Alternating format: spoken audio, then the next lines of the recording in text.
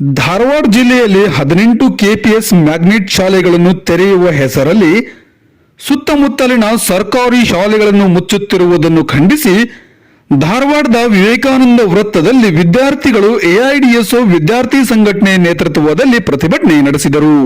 ಪ್ರತಿಭಟನೆಯನ್ನು ಉದ್ದೇಶಿಸಿ ಎಐಡಿಎಸ್ಒ ಜಿಲ್ಲಾ ಕಾರ್ಯದರ್ಶಿ ಶಶಿಕಲಾ ಮೇಟಿ ಅವರು ಮಾತನಾಡಿ, ಕೆಪಿಎಸ್ ಮ್ಯಾಗ್ನೆಟ್ ಹೆಸರಲ್ಲಿ ಧಾರವಾಡದಲ್ಲಿ 18 ಶಾಲೆಗಳನ್ನು ಕೆಪಿಎಸ್ ಮ್ಯಾಗ್ನೆಟ್ ಶಾಲೆಗಳಾಗಿ ಪರಿವರ್ತಿಸುವುದರ ಕುರಿತು ಸಾರ್ವಜನಿಕ ಶಿಕ್ಷಣ ಇಲಾಖೆಯಿಂದ ಸುತ್ತೋಲೆ ಹೊರಡಿಸುವುದರ ಮೂಲಕ ಸುತ್ತಮುತ್ತಲಿನ ಶಾಲೆಗಳನ್ನು ಮುಚ್ಚುವುದಕ್ಕೆ ಮುಂದಾಗಿದ್ದಾರೆ.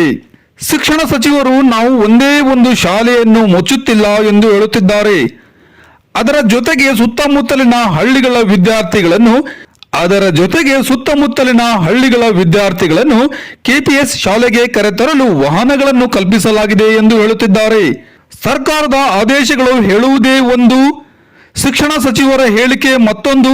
ಆದ್ದರಿಂದ ಕನ್ನಡ ಶಾಲೆಯನ್ನು ಯಾವುದೇ ಕಾರಣಕ್ಕೂ ಮುಚ್ಚುವುದಿಲ್ಲ ಎಂಬ ಸಚಿವರ ಒಳ್ಳೆಯ ಆಸೆ ನಿಜವಾದಲ್ಲಿ ಈ ಕೂಡಲೇ ರಾಜ್ಯ ಸರ್ಕಾರ ಸರ್ಕಾರಿ ಶಾಲೆಗಳನ್ನು ಮುಚ್ಚುವುದಿಲ್ಲ ಎಂದು ಲಿಖಿತ ಆದೇಶ ಹೊರಡಿಸಲಿ ಎಂದು ಈ ಮೂಲಕ ಆಗ್ರಹಿಸಿದರು.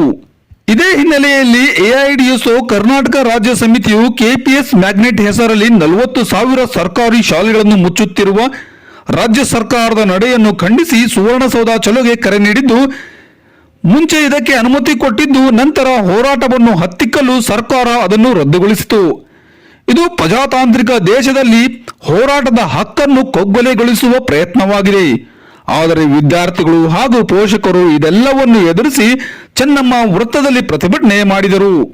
ಸರ್ಕಾರ ಈ ಆದೇಶವನ್ನು ಹಿಂತೆಗೆದುಕೊಳ್ಳುವವರೆಗೂ ಇಡೀ ಕರ್ನಾಟಕದ ಜನತೆ ಹಳ್ಳಿಗಳಲ್ಲಿ ಪ್ರತಿಭಟನೆ ಮಾಡುತ್ತಾರೆ. ಇದನ್ನು ಎದುರಿಸಲು ಸರ್ಕಾರ ತಯಾರಾಗಿರಬೇಕು ಎಂದರು. ಪ್ರತಿಭಟನೆಯಲ್ಲಿ ಜಿಲ್ಲಾ ಅಧ್ಯಕ್ಷರಾದ ಸಿದ್ದು ಕೌದಿ, ಕಚೇರಿ ಕಾರ್ಯದರ್ಶಿ ಸ್ಫೂರ್ತಿ ಚಿಕ್ಮಠ್, ಕಾರ್ಯಕರ್ತರಾದ ಶಾಂತೇಶ್, ಸಿದ್ದು, ರವಿ, ಪ್ರಜ್ವಲ್, ಪರಶುರಾಮ್ ಹಾಗೂ ಇನ್ನಿತರ ವಿದ್ಯಾರ್ಥಿಗಳು ಈ ಸಂದರ್ಭದಲ್ಲಿ ಉಪಸ್ಥಿತರಿದ್ದರು.